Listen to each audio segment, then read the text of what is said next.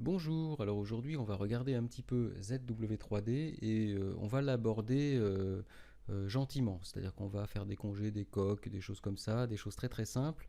On va pas aujourd'hui aborder de modélisation paramétrique, c'est pas vraiment l'objet. On va se mettre dans la peau d'un designer qui recherche une forme et puis on va se lancer un petit peu à l'aventure.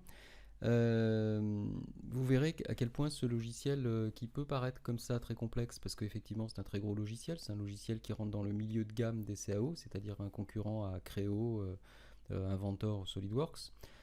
Donc c'est quand même quelque chose d'un très bon niveau. Euh, mais qui est intelligemment découpé. C'est-à-dire qu'en fait, l'éditeur, plutôt que de vendre des versions à 8000 euros, en fait, il s'est dit, voilà, la plupart des gens utilisent que la modélisation, donc on va sortir la modélisation, on va faire un produit qui s'appelait ZW3D standard, qui sera relativement abordable, hein, autour de 2000 euros, 2300 exactement. Et puis ensuite, vous allez avoir des modules que vous allez pouvoir ajouter au fur et à mesure de votre utilisation. Si vous voulez par exemple faire des moules, vous allez passer en version pro, des moules et du rétro-engineering. Si vous voulez faire de l'usinage avec, vous allez passer en version premium, etc. Et en fait, petit à petit, vous allez pouvoir, le logiciel va évoluer tout au long de vos besoins et va vous suivre pendant des années. Parce que c'est quasiment, je dirais, pour faire le tour d'un produit comme ça, c'est juste presque impossible, quoi, hein. Donc c'est vraiment quelque chose qui va vous suivre et que vous allez pouvoir faire évoluer graduellement et non pas devoir acheter des licences hors de prix tout de suite. Donc voilà, c'est l'idée de ce découpage que l'éditeur a fait, que je trouve être une excellente idée. Alors ZW3D, c'est un produit hybride, donc surfacique et volumique. Vous pouvez passer de surface en volume en un clic, de volume en surface, c'est très simple. Et en fait, ça vous donne accès à des stratégies extra puissantes de modélisation. Et ZW3D, c'est aussi un logiciel très souple, c'est-à-dire qu'en fait, vous n'êtes pas contraint comme vous seriez dans SolidWorks ou dans des logiciels plus contraignants. Vous n'êtes pas contraint à une utilisation paramétrique à 100%, bien qu'aujourd'hui, dans les versions modernes de logiciels tels que SolidWorks, on peut aussi le faire. Mais ceci dit, c'est un logiciel extrêmement souple et qui va vraiment pouvoir être utilisé de façon totalement différente. Alors, dans le cœur de ZW3D, la version 2003, vous avez effectivement tous les modules, enfin toutes les fonctions dont vous avez besoin, les assemblages, les surfaces, les solides, la tôlerie, la mise en plan, etc. Donc, voilà. Donc je vais démarrer. Je clique sur nouveau. Et puis bon, là je vais pas faire quelque chose de très compliqué. Je vais me contenter d'une pièce. Comme je sais pas encore ce que je vais dessiner, je vais l'appeler pièce. Voilà, je vais laisser ça. Alors là, vous arrivez sur l'espace de travail de ZW3D. Vous avez ici l'historique de construction et vous avez les outils qui sont en haut et qui sont classés par onglet. Donc ils sont très faciles à retrouver. Donc vous avez la modélisation volumique qui est sous l'onglet modèle. Vous avez la modélisation surfacique qui est surface. Filaire, c'est le tracé 3D en fil. Direct Edit, donc ça c'est le push-pull modeling, hein, donc vous avez l'habitude dans SketchUp par exemple. L'assemblage, c'est l'assemblage, comment faire des assemblages, la tôlerie et les soudures. Bon voilà, ça c'est la version de base, et ensuite vous avez d'autres modules, comme par exemple les moules ou des choses comme ça. Alors, je reviens donc ici. La première chose que je vais faire, c'est que je vais faire un petit tracé ici sur ce plan. Donc pour ça, je vais lui dire que je vais faire une esquisse sur ce plan. Voilà. Donc dès que je fais ça, il va me retourner mon espace dans la bonne direction et puis il va m'ouvrir les outils d'esquisse qui n'étaient pas disponibles tout à l'heure. Et donc là, je vais pas m'embêter, je vais prendre ici, vous savez, vous avez des formes toutes faites dans ZW3D. Je vais prendre un hexagone, puis je vais venir l'ancrer là. Voilà. Donc ça c'est bien. Vous voyez qu'ici vous avez par défaut un angle et puis par défaut une cote. Donc moi cette coque, j'ai double-cliqué dessus de façon à pouvoir l'éditer. Alors je peux taper la cote que je veux ou je peux utiliser la souris, la molette de la souris pour venir modifier ma valeur. Voilà. Donc là je vais mettre 100. Ok. Tracé étant fait, je sors. Là je me retrouve dans mon espace 3D à nouveau. Et je vais commencer par faire, mettons, une extrusion. Alors je vais juste décaler un petit peu le modèle vers le bas, pour qu'on puisse avoir la place pour extruder. Et j'appelle l'extrusion. Alors vous voyez, au passage, dans ZW3D, lorsque vous laissez traîner votre série sur votre souris, pas votre série, votre souris, sur un outil, vous avez la doc de l'outil qui s'ouvre. Donc vous voyez, c'est très simple, vous êtes guidé à chaque étape, vous savez que l'outil que vous avez utilisé s'utilise comme ça, vous avez la petite doc qui apparaît. Donc je clique sur l'outil, je sélectionne mon profil, et puis là il me demande si je veux faire une extrusion de deux côtés, un côté, je vais mettre un côté, et puis là, bon, je peux prévisualiser comme ça mon extrusion, a priori, clique.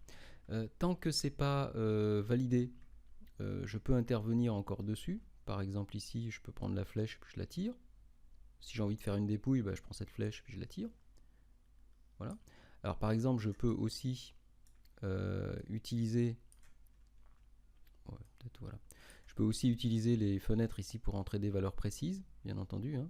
Vous avez ici la dépouille 7 degrés, la fin de l'extrusion de 187 mm. Voilà. Et je peux interagir en temps réel avec mes flèches, tant que c'est pas validé. Alors vous pouvez valider en cliquant là, ou en cliquant là, au choix. Bon, je vais pas valider encore, je vais regarder qu'est-ce que je peux faire avec cette chose-là. Donc là encore, j'ai la possibilité, mettons, de le tordre. Donc je vais faire ça, je vais le tordre. Donc ici, je vais rentrer le point de torsion, qui va être, mettons, celui-là. Et puis ici, je vais rentrer la valeur, alors soit avec la souris, soit une valeur, et je vais pouvoir ici prévisualiser, vous voyez, hop, la torsion, une torsion qui me va bien, simplement en faisant tourner le bouton de la souris. Alors, il y a beaucoup de choses qui sont en réel dans ZW3D, des prévisualisations, donc c'est très agréable de pouvoir travailler parce qu'à l'œil, vous voyez exactement ce que va faire votre modif. Donc voilà, donc je vais choisir de faire ça, mettons encore un petit poil, allez, comme ça sera bien. Voilà. Et je vais valider. Alors, une fois que j'ai validé, voyons, qu'est-ce que je pourrais faire. Je vais faire des congés. Donc, je clique sur la fonction congé. Comme sur les autres logiciels, je vais donc sélectionner. Alors, donc là, je suis en congé de face, donc je vais passer plutôt en congé d'arête. Et puis, je vais sélectionner mes arêtes, comme dans tous les logiciels qui se respectent. Comme Shark, en fait, ça ne change pas beaucoup de la méthode sharkienne. La seule chose qui diffère, c'est que là, je vais pouvoir effectivement avoir une prévisualisation en temps réel de mes congés. Voilà, je vais pouvoir. Et puis, une fois que c'est fini, je vais faire OK. Bon, très bien. Alors maintenant, je vais faire une coque. Allez, coque. Donc, vous voyez, donc si je laisse ma souris sur coque, il m'annonce la doc. Donc, je sais que S, c'est le modèle, que O, c'est la face à ouvrir. Donc comme ça, je me repère ici. S, c'est le modèle, je clique dessus. O, c'est la face à ouvrir, je clique dessus. Et puis là, je vais mettre moins 8, pourquoi pas. Allez, je vais laisser moins 8. Et je valide. Alors vous avez vu que la coque c'est calculé instantanément. Donc ça, c'est ce qu'il y a d'agréable dans ce type de logiciel, c'est que c'est très puissant. Donc il y a beaucoup de choses qui se calculent instantanément, alors que sur d'autres logiciels, ça mouline, quoi. Voilà, si je veux ici modifier ma coque, je vais sur la coque, clic droit, je viens sur cette icône là qui s'appelle redéfinir, et puis là je vais pouvoir dire 8 non c'est trop, je vais mettre en fait 3, voilà, hop, donc là j'ai modifié ma coque, qui s'est à nouveau recalculé instantanément. Puis là je vais m'occuper mettons de ça, je vais faire un congé sur cette petite arête là, donc je rappelle ma fonction congé, cette fois-ci je vais faire une congé de face, et puis je vais sélectionner ma face qui est ici. Et puis en rayon, je vais mettre, mettons, 1 mm. Je vais taper 1 cette fois. Je vais faire OK. Je vais voir ce que ça donne. Bon, c'est plutôt pas mal. OK. C'est plutôt pas mal. Donc maintenant, je vais dire que j'aimerais bien quand même voir ce que ça ferait avec une espèce de... Bon, il n'y a pas de moteur de rendu dans ZW3D. Hein. Vous pouvez mettre un moteur de rendu optionnel, que ce soit Keyshot ou Lightworks Artisan, enfin peu importe, mais par défaut, il n'y a pas de moteur de rendu. Donc moi, je vais utiliser le moteur de rendu temps réel OpenGL, qui lui est fait pour visualiser des objets un peu texturés, mais de façon gentille. Donc ce que je vais faire, je vais aller dans ici affichage, et puis je vais dire que je vais dropper du marbre là-dessus. Je drop du marbre. Vous allez pouvoir régler un petit peu la texture, comme vous voulez, que ce soit changer éventuellement la couleur qui ne me plaît pas du tout.